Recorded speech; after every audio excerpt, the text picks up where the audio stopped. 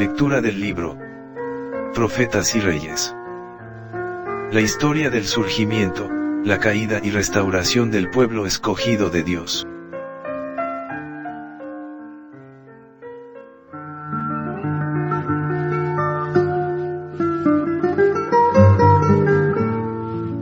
Capítulo 8. La apostasía nacional. Desde la muerte de Jeroboam hasta el momento en que Elías compareció ante Acab, el pueblo de Israel sufrió una constante decadencia espiritual. Gobernada la nación por hombres que no temían a Jehová y que alentaban extrañas formas de culto, la mayor parte de ese pueblo fue olvidando rápidamente su deber de servir al Dios vivo, y adoptó muchas de las prácticas idólatras. Nadab, hijo de Jeroboam, ocupó el trono de Israel tan solo durante algunos meses. Su carrera dedicada al mal quedó repentinamente tronchada por una conspiración encabezada por Baasa, uno de sus generales, para alcanzar el dominio.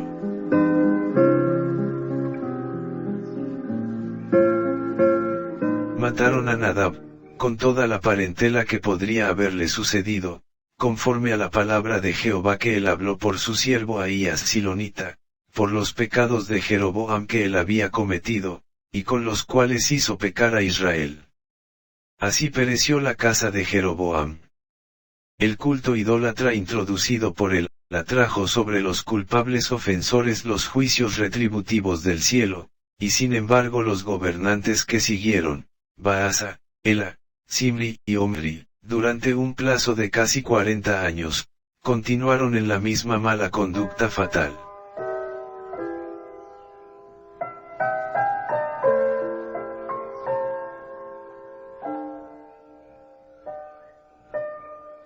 Durante la mayor parte de este tiempo de apostasía en Israel, Asa gobernaba en el reino de Judá. Durante muchos años hizo Asa lo bueno y lo recto en los ojos de Jehová su Dios. Porque quitó los altares del culto ajeno, y los altos, quebró las imágenes, y taló los bosques, y mandó a Judá que buscasen a Jehová el Dios de sus padres, y pusiesen por obra la ley y sus mandamientos. Quitó asimismo de todas las ciudades de Judá los altos y las imágenes, y estuvo el reino quieto delante de él. La fe de Asa se vio muy probada cuando Sera, etíope, con un ejército de 1000 millares, y 300 carros invadió su reino. En esa crisis, Asa no confió en las ciudades fuertes que había construido en Judá, con muros dotados de torres, puertas, y barras, ni en los hombres diestros. El rey confiaba en Jehová de los ejércitos, en cuyo nombre Israel había obtenido en tiempos pasados maravillosas liberaciones.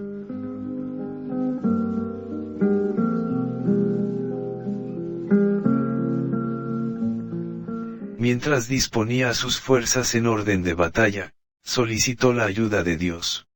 Los ejércitos oponentes se hallaban frente a frente. Era un momento de prueba para los que servían al Señor. Habían confesado todo pecado. Tenían los hombres de Judá plena confianza en que el poder de Dios podía librarlos. En esto pensaban los caudillos. Desde todo punto de vista humano, el gran ejército de Egipto habría de arrasar cuanto se le opusiera. Pero en tiempo de paz, Asa no se había dedicado a las diversiones y al placer, sino que se había preparado para cualquier emergencia. Tenía un ejército adiestrado para el conflicto. Se había esforzado por inducir a su pueblo a hacer la paz con Dios, y llegado el momento, su fe en aquel en quien confiaba no vaciló, aun cuando tenía menos soldados que el enemigo.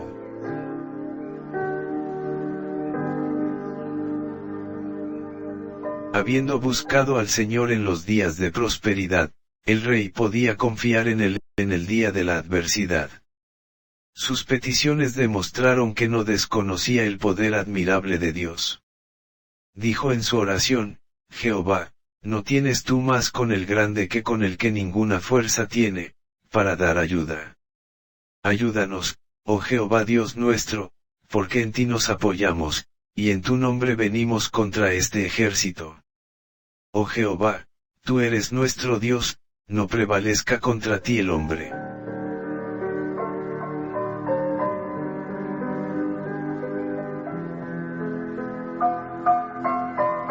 La de Asa es una oración que bien puede elevar todo creyente cristiano. Estamos empeñados en una guerra, no contra carne ni sangre, sino contra principados y potestades, y contra malicias espirituales en lo alto. En el conflicto de la vida, debemos hacer frente a los agentes malos que se han desplegado contra la justicia. Nuestra esperanza no se concentra en el hombre, sino en el Dios vivo. Con la plena seguridad de la fe, podemos contar con que Él unirá su omnipotencia a los esfuerzos de los instrumentos humanos, para gloria de su nombre.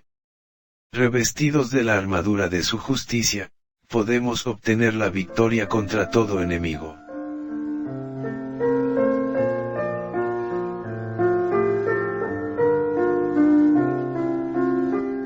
La fe del rey Asa quedó señaladamente recompensada.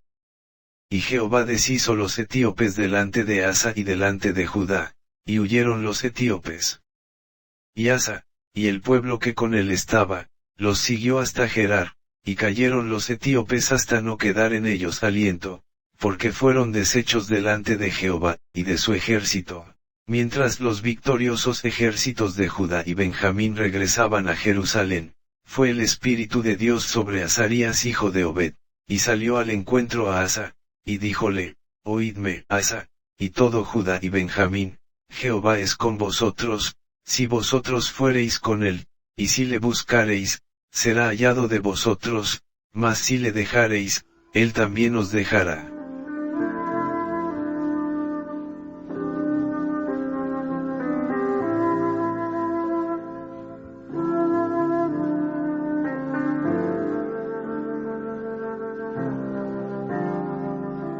Esforzaos empero vosotros, y no desfallezcan vuestras manos, que salario hay para vuestra obra. Muy alentado por estas palabras, Asa no tardó en iniciar una segunda reforma en Judá. Quitó las abominaciones de toda la tierra de Judá y de Benjamín, y de las ciudades que él había tomado en el monte de Efraín, y reparó el altar de Jehová que estaba delante del pórtico de Jehová. Después hizo juntar a todo Judá y Benjamín, y con ellos los extranjeros de Efraín, y de Manasés, y de Simeón, porque muchos de Israel se habían pasado a él, viendo que Jehová su Dios era con él.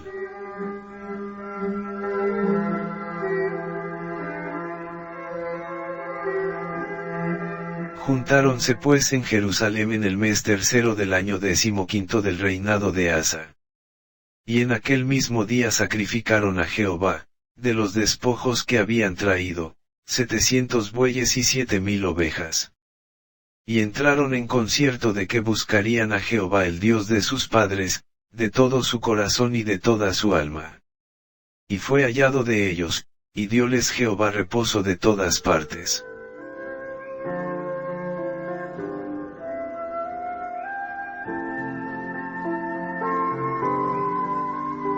Los largos anales de un servicio fiel prestado por Asa quedaron manchados por algunos errores cometidos en ocasiones en que no puso toda su confianza en Dios.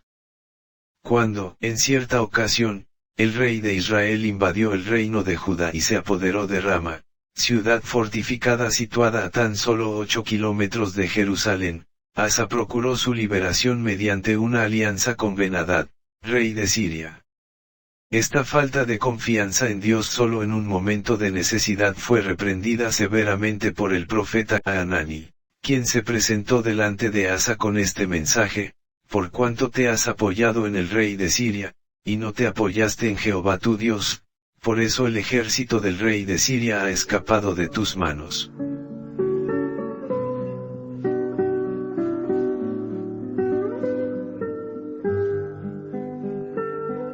Los etíopes y los libios, no eran un ejército numerosísimo, con carros y mucha gente de a caballo, con todo, porque te apoyaste en Jehová, Él los entregó en tus manos.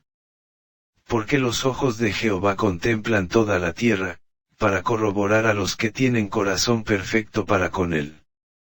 Locamente has hecho en esto, porque de aquí adelante habrá guerra contra ti. En vez de humillarse delante de Dios por haber cometido este error, enojado Asa contra el vidente, echólo en la casa de la cárcel, porque fue en extremo conmovido a causa de esto. Y oprimió Asa en aquel tiempo a algunos del pueblo. El año 39 de su reinado enfermó Asa de los pies para arriba, y en su enfermedad no buscó a Jehová, sino a los médicos. El rey murió el 41º año de su reinado y le sucedió Josafat, su hijo.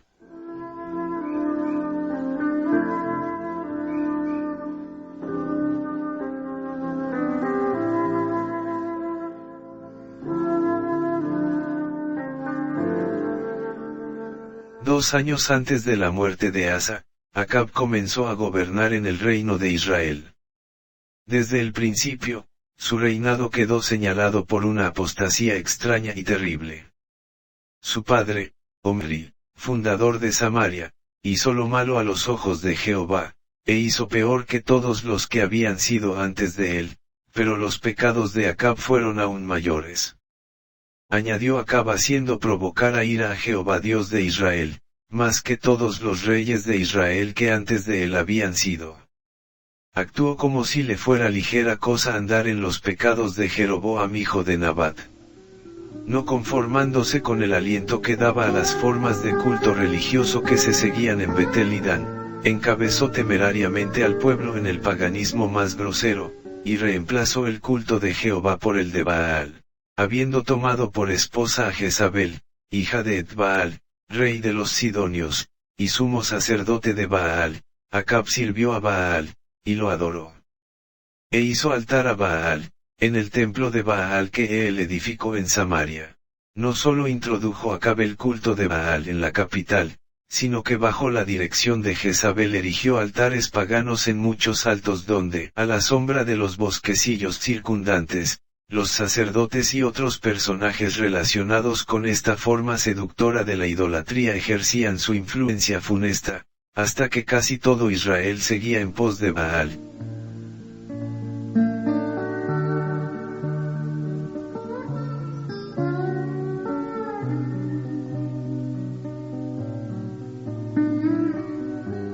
A la verdad ninguno fue como Acab, que se vendiese a hacer lo malo a los ojos de Jehová, porque Jezabel su mujer lo incitaba. Él fue en grande manera abominable, caminando en pos de los ídolos, conforme a todo lo que hicieron los amorreos, a los cuales lanzó Jehová delante de los hijos de Israel. Acab carecía de fuerza moral. Su casamiento con una mujer idólatra, de un carácter decidido y temperamento positivo, fue desastroso para él y para la nación. Como no tenía principios ni elevada norma de conducta, su carácter fue modelado con facilidad por el espíritu resuelto de Jezabel. Su naturaleza egoísta no le permitía apreciar las misericordias de Dios para con Israel ni sus propias obligaciones como guardián y conductor del pueblo escogido.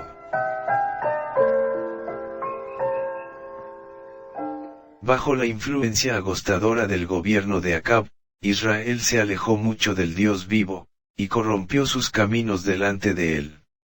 Durante muchos años, había estado perdiendo su sentido de reverencia y piadoso temor, y ahora parecía que no hubiese nadie capaz de exponer la vida en una oposición destacada a las blasfemias prevalecientes. La obscura sombra de la apostasía cubría todo el país. Por todas partes podían verse imágenes de Baal y Astarte. Se multiplicaban los templos y los bosquecillos consagrados a los ídolos, y en ellos se adoraban las obras de manos humanas. El aire estaba contaminado por el humo de los sacrificios ofrecidos a los dioses falsos. Las colinas y los valles repercutían con los clamores de embriaguez emitidos por un sacerdocio pagano que ofrecía sacrificios al sol, la luna, y las estrellas.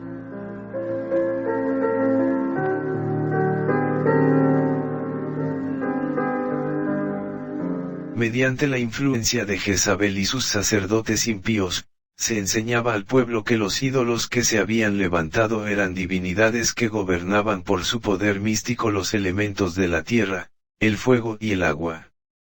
Todas las bendiciones del cielo, los arroyos y corrientes de aguas vivas, el suave rocío, las lluvias que refrescaban la tierra y hacían fructificar abundantemente los campos, se atribuían al favor de Baal y Astarte, en vez del dador de todo don perfecto.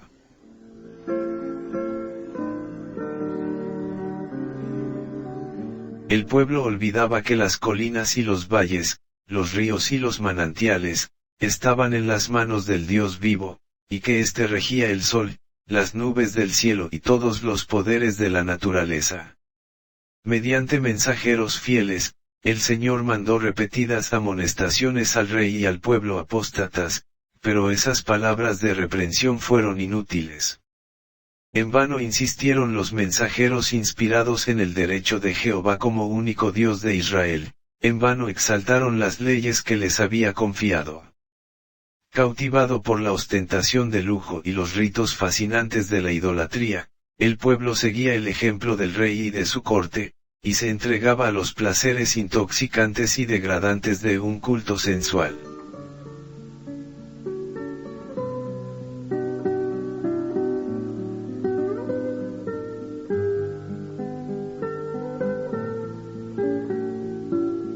En su ciega locura, prefirió rechazar a Dios y su culto. La luz que le había sido dada con tanta misericordia se había vuelto tinieblas. El oro fino se había empañado. ¡Ay! Cuánto se había alejado la gloria de Israel. Nunca había caído tan bajo en la apostasía el pueblo escogido de Dios. Los profetas de Baal eran 450, además de los 400 profetas de los bosques. Nada que no fuese el poder prodigioso de Dios podía preservar a la nación de una ruina absoluta. Israel se había separado voluntariamente de Jehová. Sin embargo, los anhelos compasivos del Señor seguían manifestándose en favor de aquellos que habían sido inducidos a pecar, y estaba Él por mandarles uno de los más poderosos de sus profetas, uno por medio de quien muchos iban a ser reconquistados e inducidos a renovar su fidelidad al Dios de sus padres.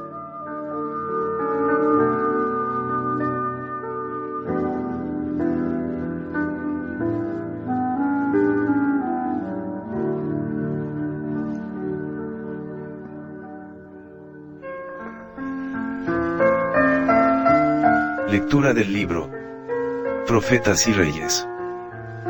La historia del surgimiento, la caída y restauración del pueblo escogido de Dios.